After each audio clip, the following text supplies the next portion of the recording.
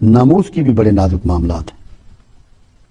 آپ دوسروں کی بیٹیاں ناچ رہی ہیں اور دیکھ رہے ہیں، پسند کرتے ہیں کہ آپ کی بیٹی بھی ناچے؟ کبھی غور کیا اس پہ؟ اس معاملے میں بھی ہمارا رویہ ڈبل سٹینڈرڈ کا ہے۔ احترام دینا ہے آپ کے گھر کے لوگوں کو، بیٹیوں کو، بہنوں کو، ازواج کو، ماؤں کو، آپ کے مذہبی رجحانات کو، مذہبی خیالات کو۔ اگر ہم یہ نہیں کریں گے تو یقینی طور پر ہم محرم کا احترام نہیں کر رہے، ہم باغی ہیں۔ ہمیں کوئی احساس نہیں ہے کہ محرم نے ہم پہ کیا پابندی لگائی ہے۔ اور ویسے بھی یہ حدود کی بات ہے، اور حد کے اندر رہنے کا نام ہی اسلام ہے۔ حدود ہیں۔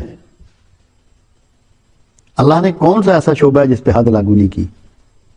جو بھی ایسا شعبہ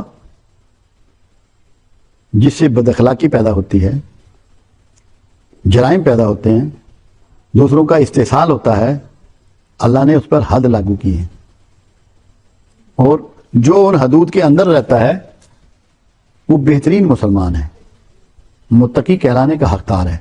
اور جو حدود کو پھلانگتا ہے وہ تعزیر اسلامی کا حقدار ہے، اس پر اللہ اور اس کا رسول تعزیر لاگو کرتا ہے۔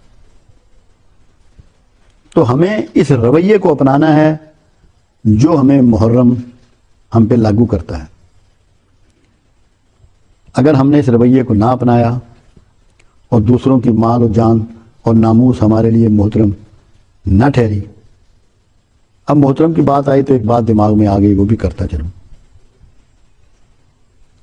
ایک شخص سڑک سے گزر رہا ہے اور سڑک پہ دیکھتا ہے کہ کلمہ طیبہ لکھا ہوا ہے، تو وہ اس کو فوراً اٹھا لے گا، اچک لے گا اور چومے گا، اور محترم اور مقدس سمجھتا ہوا کسی اونچی جگہ پر پلیس کر دے گا، یا جیب میں رکھ لے گا، دریا میں بہا دے گا۔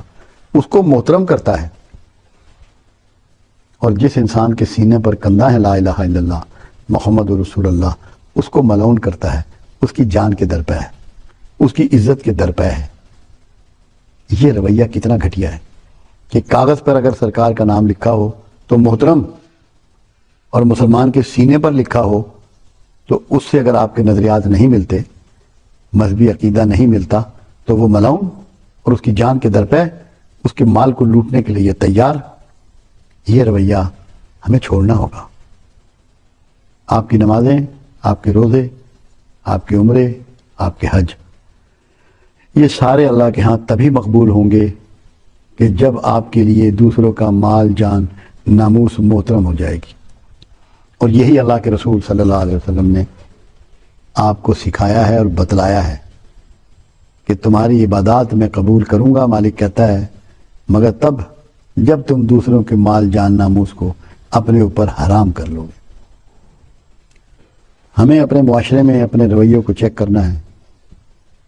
روز ہمارے گرد گرد کتنے حادثات ہوتے ہیں،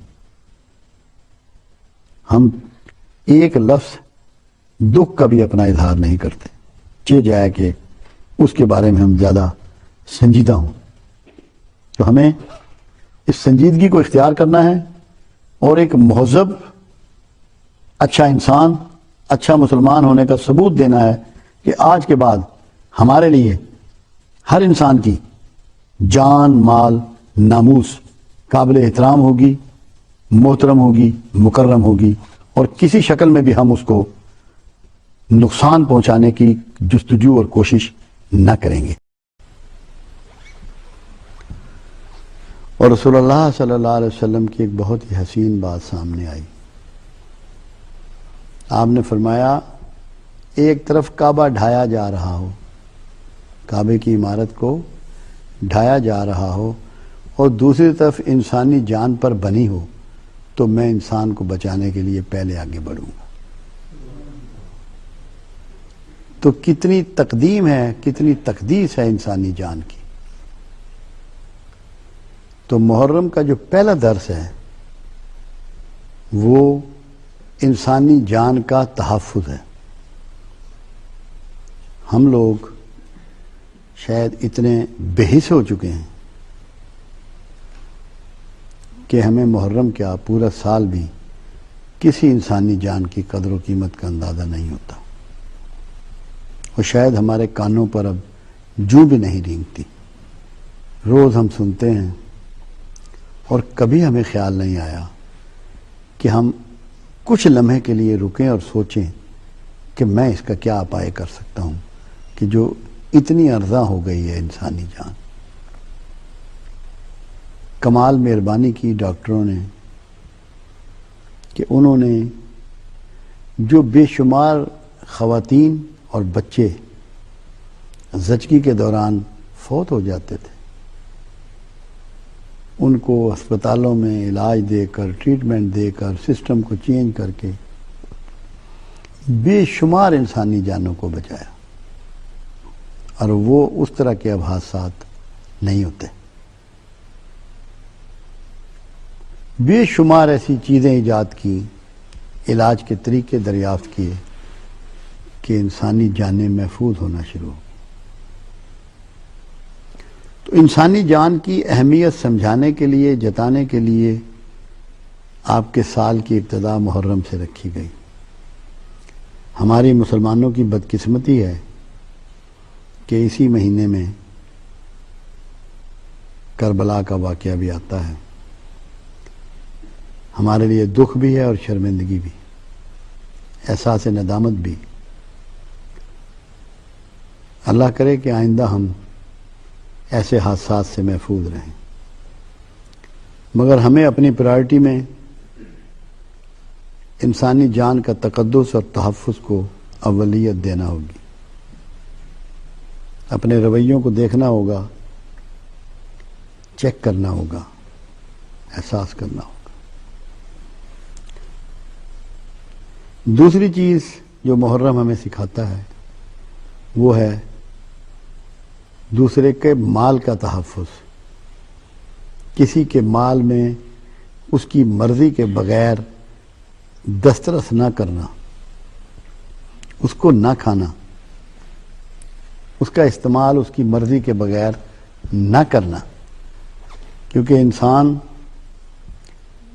مال بھی اس کو بہت زیادہ پریشان کرتا ہے، ڈسٹرب کرتا ہے، اور اونرشپ جو ہے وہ انسان کبھی برداشت نہیں کرتا کہ اس کی اونرشپ میں کوئی دخیل ہو، اس کو کوئی ڈیمیج کرے۔ اور قرآن نے اسی لیے لفظ حرام بھی استعمال فرمایا کہ دوسرے کا مال اس کی مرضی کے بغیر، کسی ایگریمنٹ کے بغیر آپ پر حرام کیا گیا، آپ اس کو استعمال نہیں کر سکتے۔ تو مال بھی، اور پھر خاص طور پہ یتیموں کا ریفرنس قرآن دیتا ہے کہ یتیموں کا مال ناحق نہ کھاؤ، اس کو بیجا نہ اڑاؤ۔ جب اڑانے کی بات ہے تو وہ ہے کہ جو لوگ یتیموں کے کیئر ٹیکر بنائے جاتے ہیں وہ اس کو مس یوز کرتے ہیں، وہ مال میں تصرف کرتے ہیں، اپنے استعمال میں لے آتے ہیں۔ تو مال کے معاملے میں بھی اپنے ہاتھوں کو آپ نے پراگندہ نہیں ہونے دینا۔ تیسری چیز جو حرام ہو گئی آپ پر اس مہینے کے چڑھتے ہی، وہ ناموس ہے۔ سب سے پہلی ناموس انسان کی عزت نفس ہے، اس کی عیب جوئی نہیں کرنی، اس کی برائیاں بیان نہیں کرنی، اس پہ ٹونٹ نہیں کرنا، اس کا تمسخر نہیں اڑانا، اس پر معترض نہیں ہونا، احترام دینا ہے انسان کو تاکہ اس کی عزت نفس مجروح نہ ہو۔ یہ ناموس میں آتی ہے۔ جو اس کی شہرت ہے، جو اس کی پہچان ہے، اس کو داغدار نہیں کرنا۔ جو اس کا نظریہ ہے اس کی مخالفت نہیں کرنی، وہ بھی اس کی ناموس ہے۔ ہر آدمی اپنے نظریات کو، اپنے عقائد کو، اپنے مذہب کو، اپنے دین کو، اپنے مسلک کو اپنی ناموس سمجھتا ہے، اس میں آپ نے داخل نہیں ہونا۔